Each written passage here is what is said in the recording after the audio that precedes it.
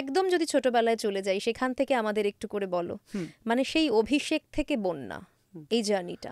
একদম ছোটবেলা থেকে মানে আমি ইভেন্ট ওয়াইজ সেইভাবে কি বলবো আমার মনে নেই, তবে আমি অভিষেক থেকে বন্যা যদি বলো জার্নিটা, তাহলে আমি মার্ক করে করে বলি যে আমি ছোটবেলায় যেহেতু শারীরিকভাবে দুর্বল ছিলাম, আই ওয়াজ বর্ন প্যারালাইজড, কারণ আমার মা পড়ে গেছিল, তো আমি বা পায়ে তো আমি অনেক দিন আমার বাড়িতে ওই ফিজিওথেরাপি হয়েছে, এই হয়েছে, তো সেই জন্য আমি খেলাধুলো সেইভাবে আউটার স্পোর্টস করতে পারতাম না।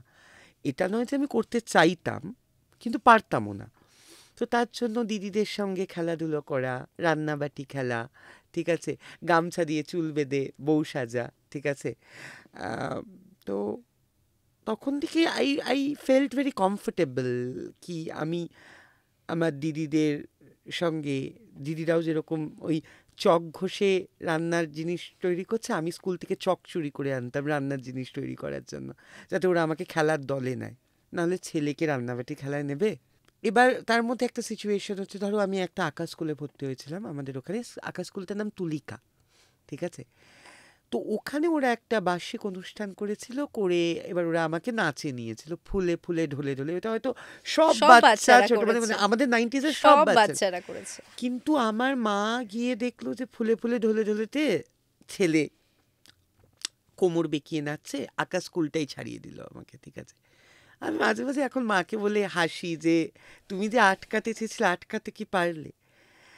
তো এবার আমার মা না শুধুমাত্র যে মানে ওই আমি মেয়েলি বলে, আমার মায়ের না মেয়ে ব্যাপারটাতেই প্রবলেম ছিল, মিসোজিনিস্টিক ছিল খুবই, যে মেয়ে সন্তান হওয়া, মেয়েরা ওই যেগুলো টিপিক্যাল একটা রিজার্ভ ফ্যামিলিতে এটা হয়, তো অনেক ঠিক আছে। ক্ষেত্রে আজও দেখা আর যায়। আমার মা নিজে ভীষণ মানে পেট্রিয়ার্কাল বিহেভ করতো, কারণ আমার মায়ের ওই মেয়েলি ব্যাপারটা, মেয়েলি স্বচ্ছতাগুলো পছন্দ হতো না। আর আর মা তার সাথে সাথে ইসলামোফোবিক ছিল, ঠিক আছে।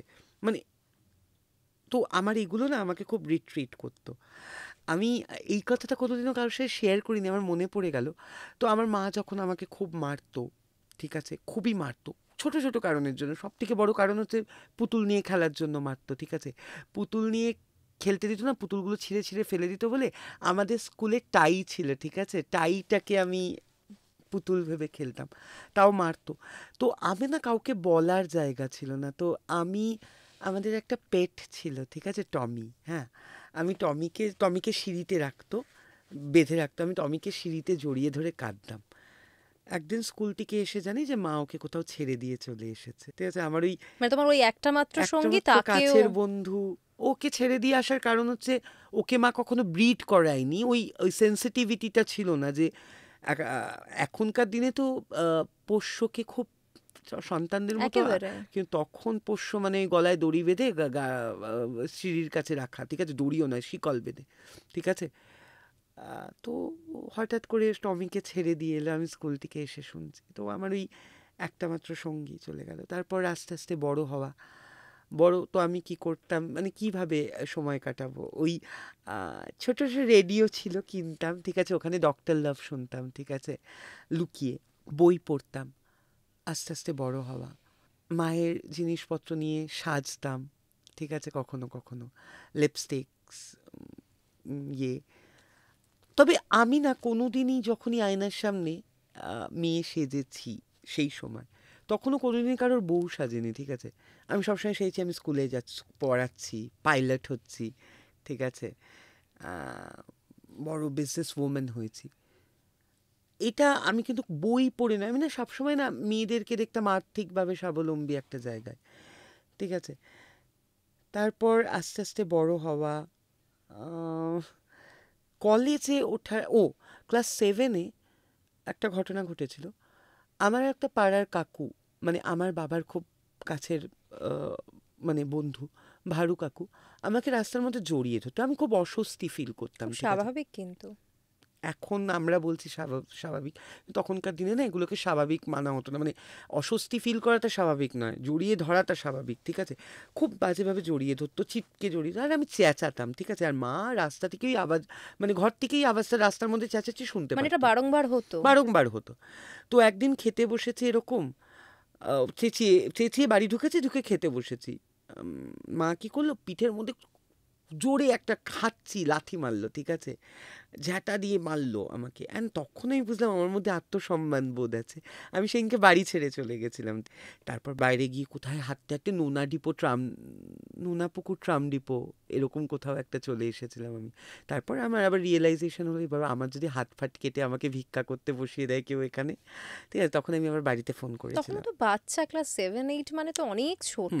ও মাঝখানে আমি একটা চার্চে গিয়েও ভেবেছিলাম যে বলবো, যে যেহেতু আমি সেন্ট পলস মিশনে পড়েছি, তো বলেছিলাম যে আমাকে ওখানে থাকতে দিক। তো অনেক কিছু মাথায় চলছিল। তো তারপর বাড়ি ফিরে আসি, তারপর থেকে আমি আরো আলুফ হতে থাকি, ঠিক আছে, মা এর থেকে। মানে একবারও বাড়িতে কেউ জানার চেষ্টা করেনি তুমি কেন চিৎকার করছো? না না, মা তো জানতোই, তুমি বলেছিলে? যে আমি জড়িয়ে ধরেছে, কিন্তু ওই অস্বস্তিটা হওয়াটা স্বাভাবিক নয়, মা আমাকে বুঝিয়েছিল এটা। এটা তো মানে যে জড়িয়ে ধরেছে বলেই তো চিৎকার করছে, এটা তো মা জানতোই। হ্যাঁ, তুমি চিৎকার করার পরও একজন যখন বারবার জড়িয়ে হ্যাঁ ধরছে, সেটা কোথায় হ্যাঁ, স্বাভাবিক? ভারু কাকাকে তো বারণ করা হয়নি, আমাকেই বারণ করা হয়েছে চিৎকার করবি না। তারপর ক্লাস সিক্সের একটা ঘটনা আমি শেয়ার করি, যে আই ওয়াজ রেপড। মানে ধরো আমাদের একটা দোকান রয়েছে, খাবারের দোকান আছে। তো আমাদের সময় নর্থে সেই সময় লোডশেডিং হতো খুব। আর আমি যেহেতু অতটা সব কিছুতে স্বাচ্ছন্দ্য ছিলাম না, মানে জিনিসপত্র কাজে কর্মে অতটা বেশি মানে ম্যাচিওর ছিলাম না, যেটাকে আমাদের খারাপ ভাষায় বা আমাকে বলা হতো ল্যাবদা ছিলাম। তো লোডশেডিং হয়ে গেলে না, যে একটা মোমবাতি জ্বালাতে হতো, সেটাও আমি জানতাম না। তো আমাদের দোকানের একটি ছেলে এসে বাড়িতে এসে মোমবাতি জ্বালাতে আসতো। তো একদিন এরকমই এসে ও আমাকে জাস্ট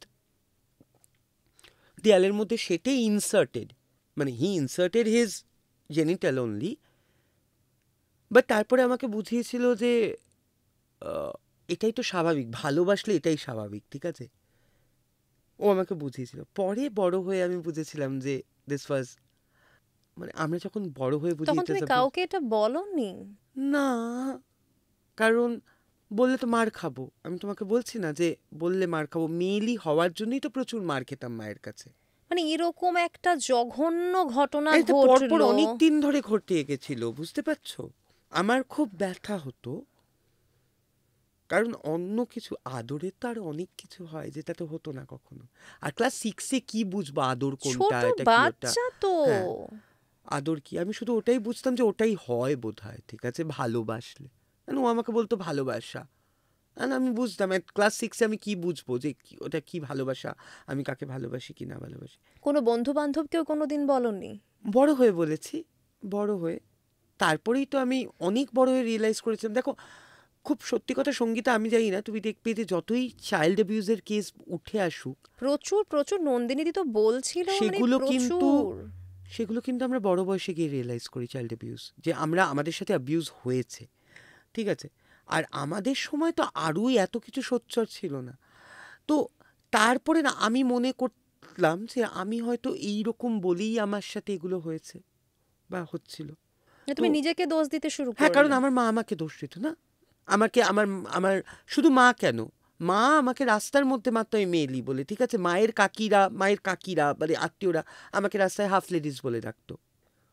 হ্যাঁ, ছক্কা, হিজড়া, এগুলো শুনতে হয়েছে, এগুলো ছোটবেলা থেকেই শুনতে হয়েছে, ঠিক আছে। আমার মা এটাও বলেছে যে আমরা হিজড়া দেখে গাড়ির কাজ তুলে দিতাম, আর আমাদের ঘরে এরকম জন্ম নিয়েছে। তখন তো এগুলো হয়েছে। তো যাই হোক, আমি না নিজেকে আরো আলুফ করলাম। এবার পড়াশোনায় ভালো ছিলাম, ক্লাস 10 এলো।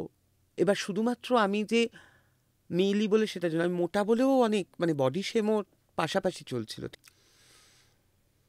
এমনকি আমার মায়ের কিছু পাড়ার পাড়ায় ওই যে মুবোলা ভাই যেটাকে আমরা বলি না, ধর্ম ভাই, হ্যাঁ, তারাও আমার সাথে এরকম অনেক কিছু করার চেষ্টা করেছে। তখন মানে আরো ছোট। অ্যাবিউজ করার হ্যাঁ, চেষ্টা বিস্কুট করেছে। খাওয়ার লোভে ধরো আমার নিজের মুখে বিস্কুটটা নিয়ে বলতো বিস্কুটটা নিতে আয়। তুই বুঝতে পারছো তো এটা কি হয়। তো আমি যখন এবার ক্লাস 10 হলো, ক্লাস 10-এ মাধ্যমিক দিলাম, ঠিক আছে। 11-12-এ হলো 11-12-এ স্কুলে অতটা বেশি বুলিড হতাম না, তারপরেও স্কুলের টিচাররাও তো মানে আমার সাথে কথা বললে ওদের হাতটা হঠাৎ করে এরকম হয়ে যেত, বিশেষ করে মেয়ে টিচারদের কিন্তু এটা হতো। তারপর আমার চোখটা একটু প্রবলেম আছে, তুমি দেখবে যে আমি ট্যারা, ঠিক আছে, স্কুলে আমাকে লন্ডন টোকিও বলে ডাকতো, মানে সিরিজ অফ অ্যাবিউজেস, ঠিক আছে, শুধুমাত্র মেইলি হওয়ার জন্য। তো একটা সময় যখন কলেজে ঢুকলাম না, আমি না ভীষণ টক্সিক ম্যাসকুলাইন হতে শুরু করলাম। কিভাবে? মানে জামার বোতাম এতটা অবধি খুলে পড়তাম, ঠিক আছে, মাথায় ফেট্টি বাঁধতাম, জিন্স মানে অন্য পরতাম কিছু ছেঁড়া, প্রমাণ করার হ্যাঁ, চেষ্টা যে করতে আমি শুরু একটা করলে। ছেলে,